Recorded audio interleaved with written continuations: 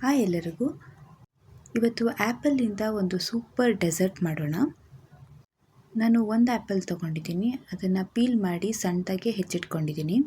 1 ಬಟ್ಲು ತಣ್ಣಗಿರೋ ಹಾಲಿಗೆ 2 spoon condense powder ಹಾಕಿ ಗಂಟಿಲ್ದಂಗೆ mix ಮಾಡ್ಕೋಬೇಕು.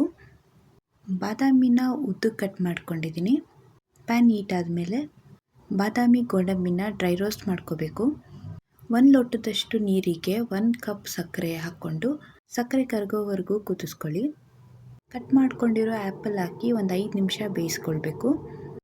ಆ್ಯಪಲ್ ಸಕ್ಕರೆ ಪಾಕದಲ್ಲಿ ಬೆಂದಷ್ಟು ರುಚಿನೇ.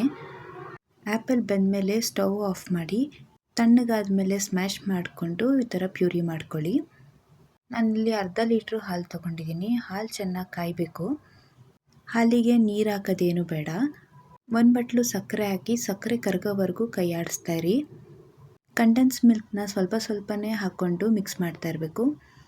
ಹಾಲು ಗಟ್ಟಿಗಾದ್ಮೇಲೆ ಆ್ಯಪಲ್ ಪ್ಯೂರಿ ಹಾಕಿ ಸಣ್ಣ ಉರಿಯಲ್ಲಿ 5 ನಿಮಿಷ ಬೇಯಿಸ್ಕೊಳ್ಳಿ. ಲಾಸ್ಟಲ್ಲಿ ರೋಸ್ಟ್ ಮಾಡ್ಕೊಂಡಿರೋ ನಟ್ಸ್ ಹಾಕಿದ್ರೆ ಆಯಿತು. ಇದನ್ನು ಅರ್ಧ ಗಂಟೆ ಫ್ರಿಜ್ಜಲ್ಲಿ ಇಟ್ಟು ತಿಂದರೆ ತುಂಬ ಟೇಸ್ಟಿಯಾಗಿರುತ್ತೆ. ಇದೇ ಥರ ರೆಸಿಪಿಗಳಿಗೆ ಆಹಾ ಅಡುಗೆನ ಸಬ್ಸ್ಕ್ರೈಬ್ ಮಾಡಿ.